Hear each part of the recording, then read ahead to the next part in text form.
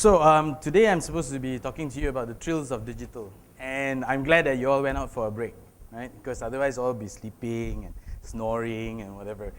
And a lot of heads who are looking down are probably texting something or updating a status update or tweeting or wishing that they were not here. It's so bloody boring. It's Saturday afternoon. I would rather be doing something else. So there's a number of things that happens in the digital space. And I'm very happy to share with you a lot of different things. One interesting thing is that in the last more or less 60 seconds of my opening sort of saying hello and everything, can you imagine how many things has happened?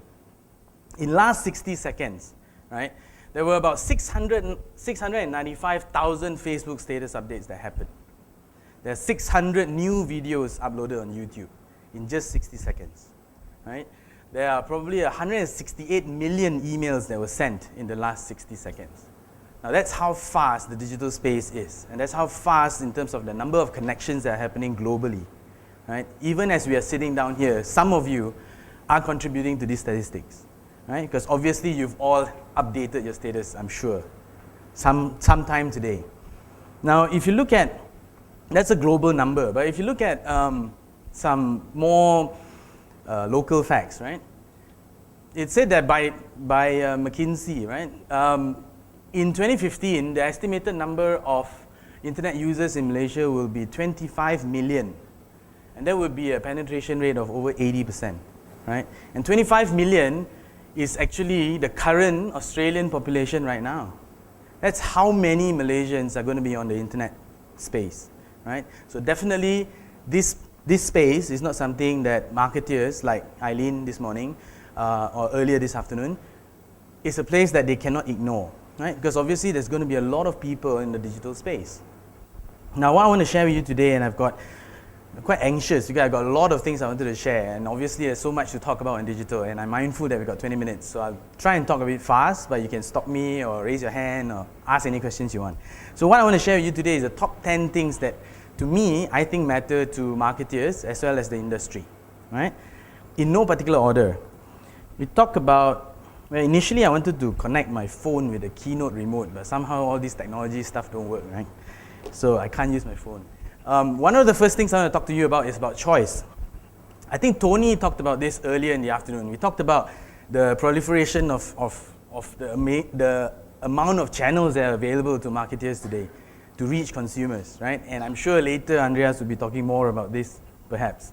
But if you look at the overall, over the evolution, probably the last 100 years, it was damn boring, man. Nothing happened. Look, there was some phone that was created, radio and TV, and then it pretty much stayed to that. But if you look at the last 10 years, in this area, it's like 1,000,001 things that has happened, right? We've got YouTube, we've got Vimeo, we've got MySpace, we've got Facebook in 2004.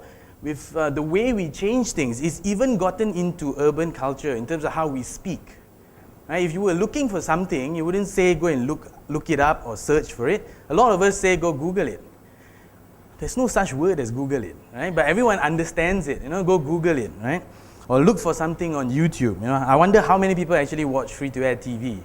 And I wonder how many people actually have Astro subscriptions now, right? Because obviously, you go to YouTube. And obviously, in Malaysia, thankfully, we still can get some torrents.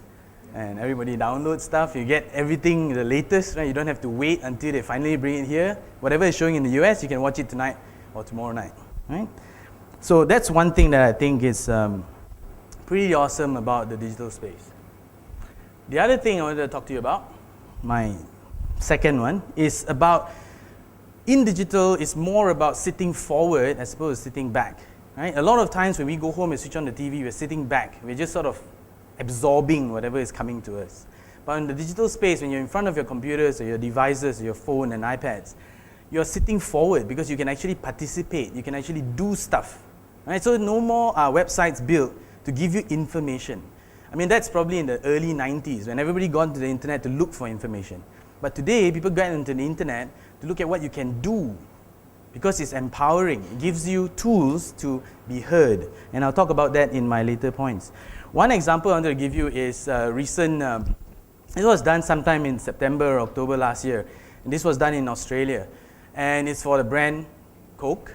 And what they did was they wanted to reconnect with drinkers, right? Obviously, Coke has been around for like 125 years. And a lot of drinkers in Australia have kind of forgotten about Coke, and they wanted to revive it. And what they did, because the brand is so powerful, even if I hide all of this, the fact that it's a red can, the fact that it has this ribbon, you all obviously know it's Coke. And what they did was they allowed consumers to get on their Facebook page and send virtual Cokes, because it's part and parcel of their global campaign of share happiness. So you can share Coke, right? And you can customize the cans. But it doesn't just happen in the internet space. It actually got into ads, right? It also got into stores. So in store, you can actually go and buy a Coke and look for your name on it. Right? They started out with 150 different names, but over time, people could contribute and get longer names. I think if this happened in Malaysia, it would be pretty awesome. But I also wonder, because our Indian friends may be a bit more challenging, right? I can't imagine, having a name like Arumugam on it. It's pretty long. But they also got into outdoor, right? So they had digital signages that changed, right? Because digital signages are simple. Nothing is printed, it's a screen. So because it's a screen, you can keep changing it. You can remotely connect to it and therefore just update it live. But with all good things, sometimes there are cheeky consumers as well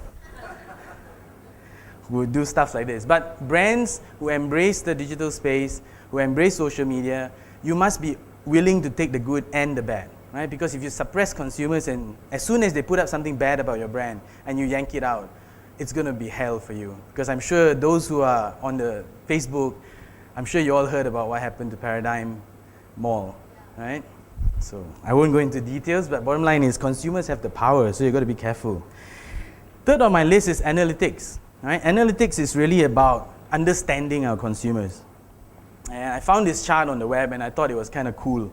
It just showed that basically every freaking thing that you do, every single thing that you touch, every single thing that you view, where you came from, where you're going after, everything is being tracked. So it's not just in the FBI or the CIA, it's happening every day here with local brands. I mean, we do this for our clients, right? So we track everything from what you're searching, from what you're saying about a brand. We are listening to conversations, we are listening to what you are saying about brands and what you're contributing to it. And this is all good, actually. It's really good because all of these insights help marketers understand their consumers better, right? It's live information that's feeding back. So if I understand what you want, I can better provide you with products that you need. But as with all information, it's damn a lot, right? Because you collect it all the time. It's happening right now on every website that you build. So there's so much information out there, and that's why there's so many tools out there that help you or help marketeers or advertising people understand what all this means, right? I won't go into a lot of details, but bottom line is there's a lot of tools out there which you can use to understand what your consumers are doing and saying. The other thing about digital that I think is really cool is the fact that you can do immediate testing, right? In traditional, you would typically run a TVC for a whole campaign, right? And then you would wonder whether it worked. And you only can check if you probably conducted a focus group, which is probably a few months later, but the money's spent already. On digital, I can run an ad today, and I can check the stats tonight, and I know whether it worked or not, and I can understand why someone hovered their cursor over a button, but never clicked it. So maybe the button wasn't clear. Maybe it said, join now, rather than pay now or something. If it's clearer, the button, then maybe they would have clicked. And I could make that change tomorrow, re-upload a new one, and wait and see what happens. If that works better, immediately the entire rest of the campaign is going to be changed as well. So it's really interesting to do things on the fly. Socializing is another key point, and I think Malaysians take the cake. I mean, any guesses? If I say social, what does this probably stand for? Right? I don't even need to put anything there. It's just the color of blue. You kind of know it's Facebook. And Facebook can come in all shapes and forms, right? It comes in a F or Facebook or crumpled or whatever. It is still the #1 most visited site in Malaysia. It's probably been that way for the last 2 years. Everyone starts with Facebook first, before. Then they go to Google Malaysia, then they go and look at the star, then they look at everything else, right? Top 10 site in Malaysia, but accessed by Malaysians is Facebook. Some global stats. In the last 24 hours, Just now we talked about 60 seconds. In the last 24 hours, there's been 172 million different people who visited Facebook. Shocking number if you compare that against Twitter, LinkedIn, Google+, Pinterest, whatever. They're all sort of growing, right? 44.7 billion minutes have been spent on Facebook. 532 million statuses have been updated. It's crazy, the amount of numbers. Some other facts. If Facebook was a country, it's probably the third largest country in the world, behind China and India. Right? I think to date it's got about 800 million people on Facebook. In Malaysia, social media generally, so inclusive of Facebook, reach is 91%, which is higher than the worldwide average of social media reach of 70%. So Malaysians are like either lifeless, because they're all the time on social media in the digital space, or they're really, really very social people who like to mingle in the space. Facebook page views per day is higher than any mainstream media page. So more people view Facebook as opposed to actually looking at news from like the Star Online or Malaysia Kini, because they believe that their friends influence them and have more interesting news updates for them than the national press. So it's very interesting. But what does this mean to practitioners like us is that Facebook is a crowded place, and Facebook may not be here tomorrow. Right? In 2004, it was the first. Right? It's big, it's very popular. Who knows what's going to be the next one? But within Facebook itself, knowing that there's so many Malaysians there, as a marketeer, as an agency helping marketing clients, what do you do in Facebook? Right? It's not about knowing there's a lot of people there and you walk up there and put up an ad. Because people will ignore you. Because everyone in Facebook is there to talk and socialize. They're not there to look for ads. So if everyone's there to sort of socialize, then you got to, as a brand, you need to be more sociable. You need to get into conversations. You need to not let your presence be felt. You shouldn't be controlling conversations, but you should be fueling more conversations about your brand. So there are a lot of different things that people should think about before getting into Facebook. Number 5 is sharing is caring.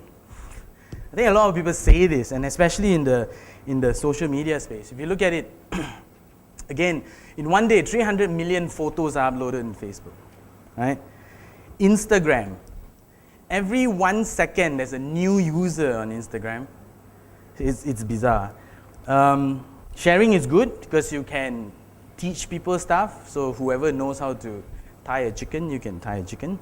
You can look at TripAdvisor and log in with your Facebook, and you can see all your other friends, and you know who's been to which hotel and what their ratings were, and you can call them and ask them, is it true? It's important to know whether they have free Wi-Fi. You can look at Pinterest. Pinterest is an excellent board for inspiration in terms of visuals.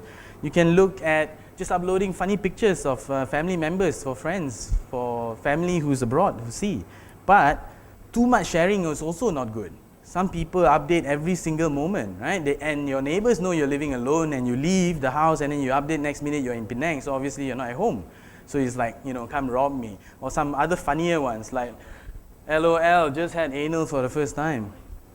I think some things don't need to share, right? It's oversharing. And for graduates who are thinking about attending interviews, employers also stalk. Right? So employers also stalk. So before you come to an interview, we see your resume, we kind of find your name, match your picture, we can kind of stalk and know where you've been. So if you come in and claim that, no, I'm a very nice person, I'm very good, I don't actually drink alcohol, blah, blah, blah, but last night you just uploaded this picture and it's got like, ooh, it's kind of tricky. Go mobile is another one. I'm short of time, but yeah, go mobile is another thing. 7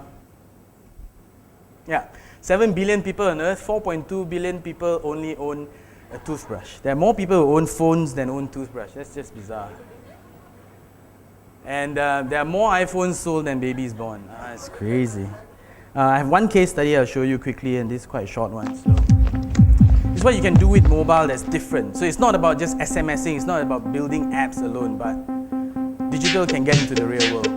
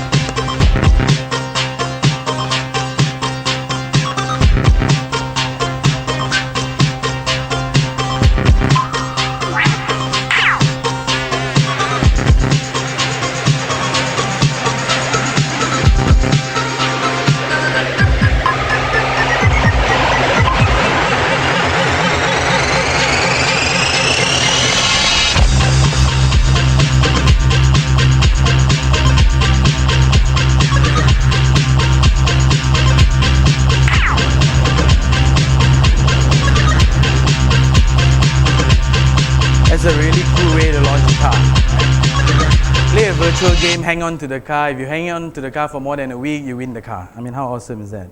They had over 15,000 players, and an average gameplay time was 6 hours. The car actually traveled in the virtual space for 1,500 kilometers. That's how far people were carrying the car around. It's crazy. So beyond just the internet, so we talked about internet a bit, we talked about social, we talked about mobile. I also want to talk about what's outside of the internet. So just don't think about internet being just your computer screen, right? It's outside there as well. It's changed the way we do other things as well. Building projections is another thing, right? Which you can tweet messages that gets projected on a building, for example. QR codes is really big, right? Now you see a lot of that. The Star has come up with iSnap, which basically brings a new dimension to print ads, right? So typically print ads used to be just static, but now if you want more rich content, scan a QR code and you get to see more stuff. You can even do on-ground installations and have games that are linked to the internet. This is for my 8th point, which is about the internet being always surprising, and it's actually a case study on Tipex. I'm not sure how many of you have seen the Shoot the Bear Tipex case, so I think it's 3 minutes. Ken? Okay.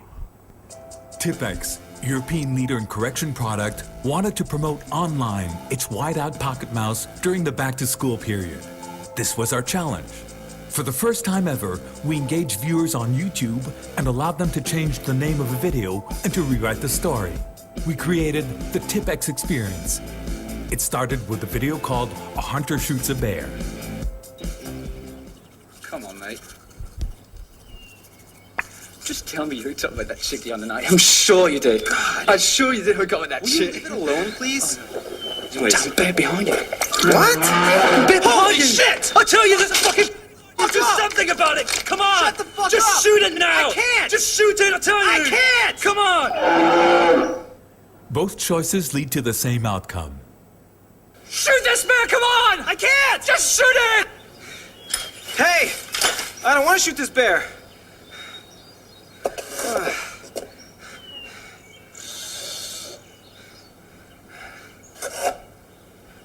Help me to rewrite this story. Type anything you want with your keyboard. Then enjoy.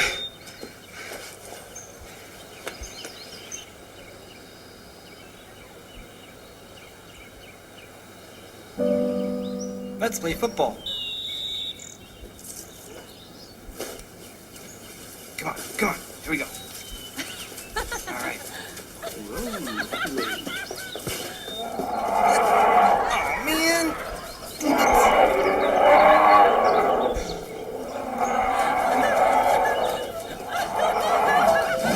Back your feet.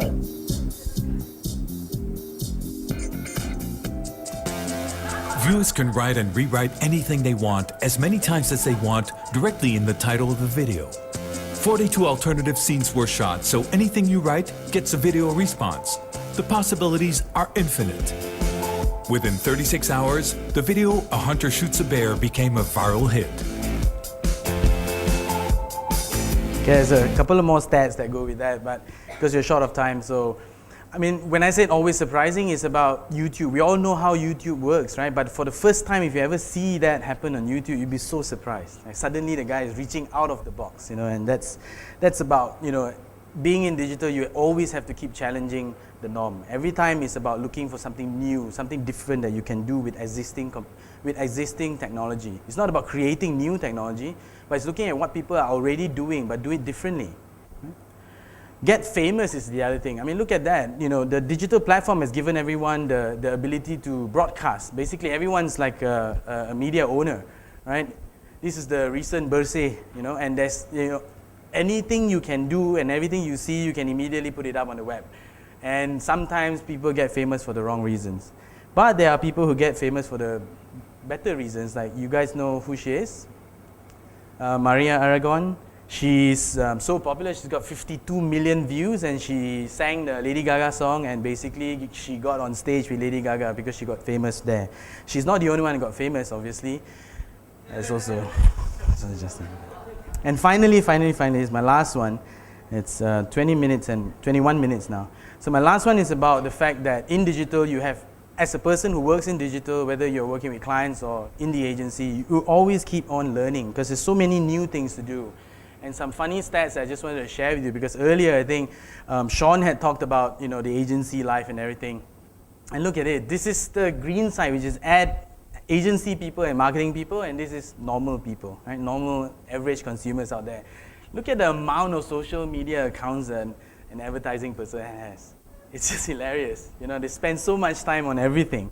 And if you look at how many of them are actually paying attention to brand posts on Facebook. Those in the industry spend 71% of their time doing it. But in reality, there's only 23% of people who actually care about what brands post on Facebook. I think this slide basically just sums up that you can't judge every work that you do as though consumers are exactly like you. Right? Because we in the industry, we are more attuned to what's happening and we are more conscious about what's happening in the marketing space. Consumers don't really care. So if you come up with something brilliant, you have a brilliant idea that you want to put on digital, doesn't mean that it's naturally, immediately going to work. Right? And that's all I have for today. Thanks for listening.